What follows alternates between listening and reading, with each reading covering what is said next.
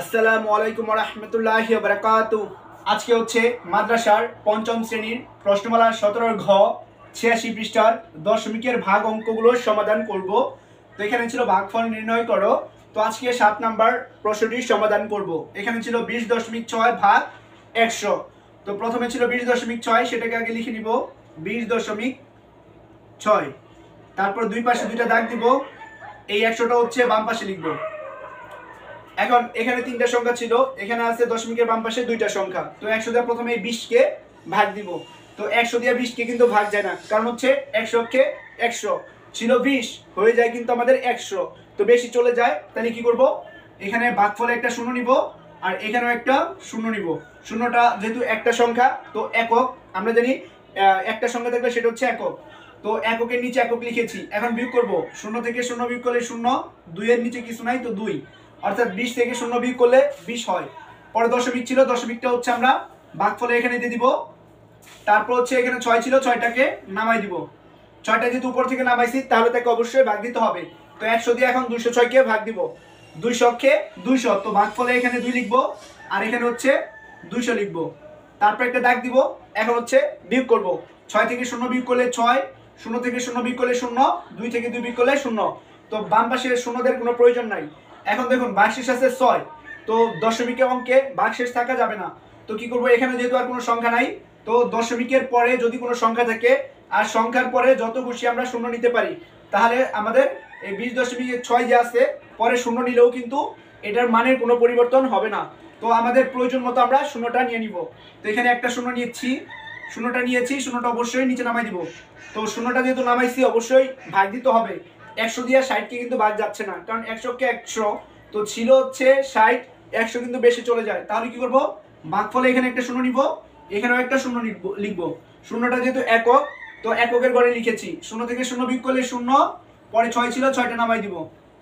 তো এখন কিন্তু এটা বিয়োগ করে পেয়েছি 60।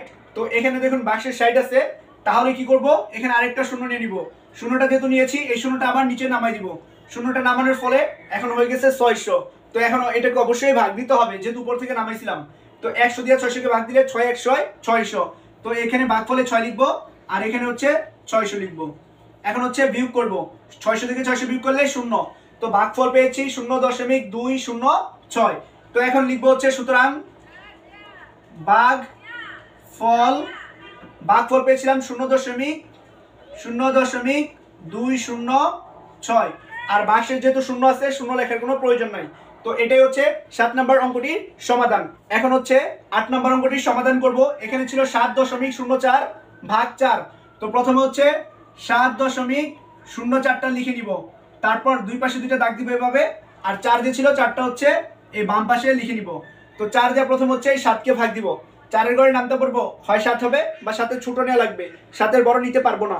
4 দুগুণে 8, 8 কিন্তু বেশি বড় হয়ে যায়। তাহলে হচ্ছে 4 অক্ষে 4, ভাগফল লিখবো 1 আর এখানে লিখবো হচ্ছে 4। এখন বিয়োগ করবো, 7 থেকে 4 বিয়োগ করলে 3, পর দশমিক ছিল, দশমিকটা ভাগফলে এখানে চলে যাবে। পরে এখানে শূন্যটা নিচে নামাই দিব। শূন্য যেহেতু উপর থেকে নামাইছি তাহলে তাকে অবশ্যই ভাগ দিতে হবে। তো এখন পেয়েছি 30, তো নামানোর ফলে 30 পেয়েছি। এখন হচ্ছে 4 দিয়ে 30কে ভাগ দিব।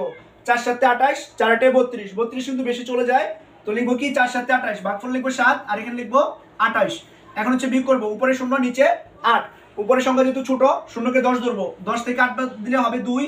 আর যেহেতু শূন্যকে 10 ধরেছি, হাতে আছে 1, হাতের একটা নিচে যাবে, 2 আর 1 3, 3 থেকে 3 বিয়োগ করলে 0। তো বাম পাশে শূন্য লেখার কোনো প্রয়োজন নাই। পাশে 4 ছিল, সেই 4টা নামাই দিব। 4টা যেহেতু উপর থেকে নামাইছি তাহলে অবশ্যই তাকে ভাগ দিতে হবে।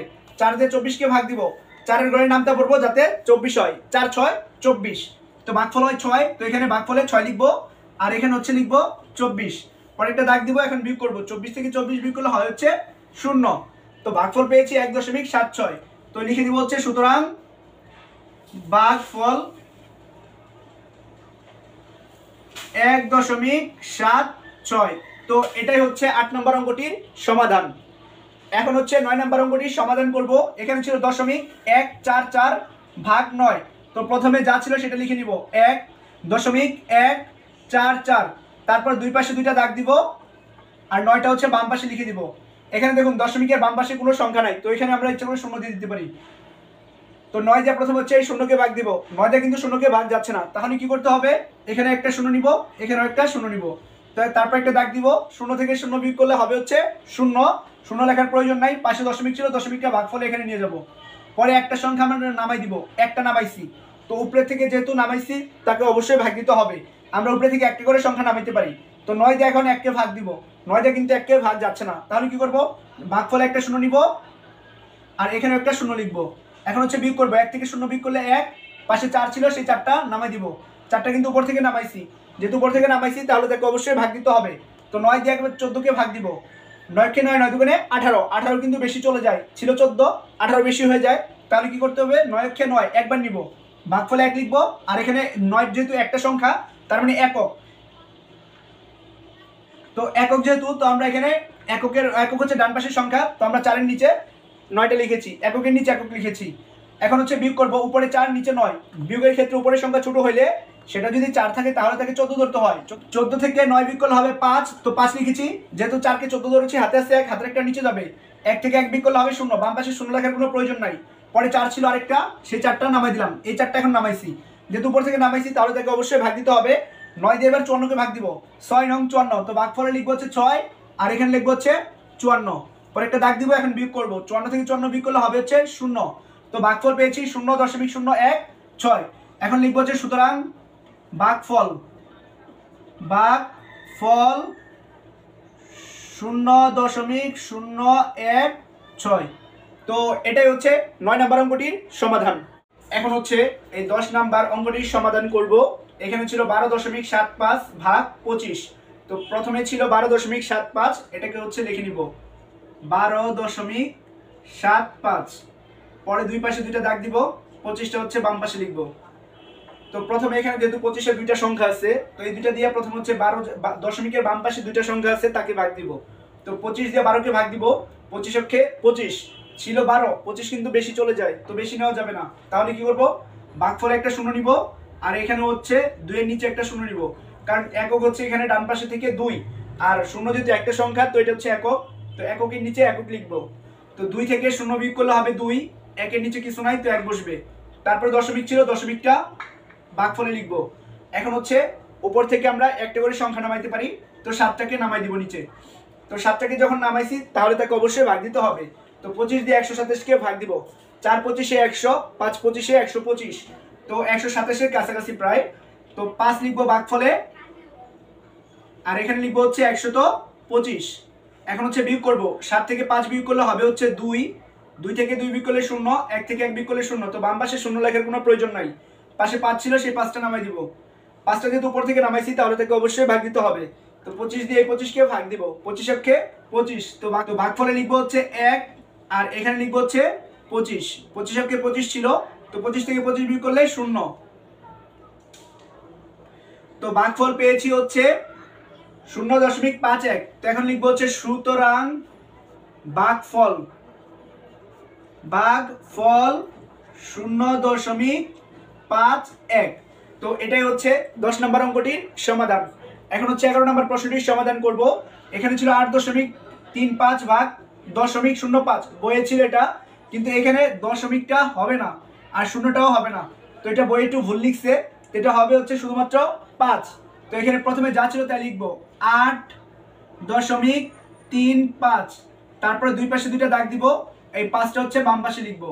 তো 5 দিয়ে এখন এই 8কে ভাগ দিব, 5 অক্ষে 5, 5 দুগুণে 10, 10 কিন্তু বেশি চলে যায়, ছিল হচ্ছে 8, তো একবার নিব, 5 অক্ষে 5, ভাগফল লিখেছি 1, আর এখানে লিখবো 5। এখন হচ্ছে বিয়োগ করব, 8 থেকে 5 বিয়োগ করলে হবে হচ্ছে 3, পর দশমিক ছিল, দশমিকটা ভাগফলে চলে যাবে, আর এই 3টা নিচে নামাই দিব, 3টা যেহেতু উপর থেকে নামাইছি তাহলে তাকে অবশ্যই ভাগ দিতে হবে।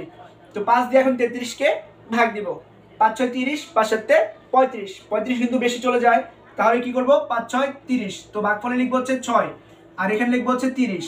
এখন হচ্ছে বিয়োগ করব, 3 থেকে 0 বিয়োগ করলে 3, আর 3 থেকে 3 বিয়োগ করলে 0, বাম পাশে 0 লেখার কোনো প্রয়োজন নাই, পাশে 5 ছিল সেই 5টাকে নামাই দিব, 5টা যেহেতু উপর থেকে নামাইছি তাহলে তাকে অবশ্যই ভাগ দিতে হবে।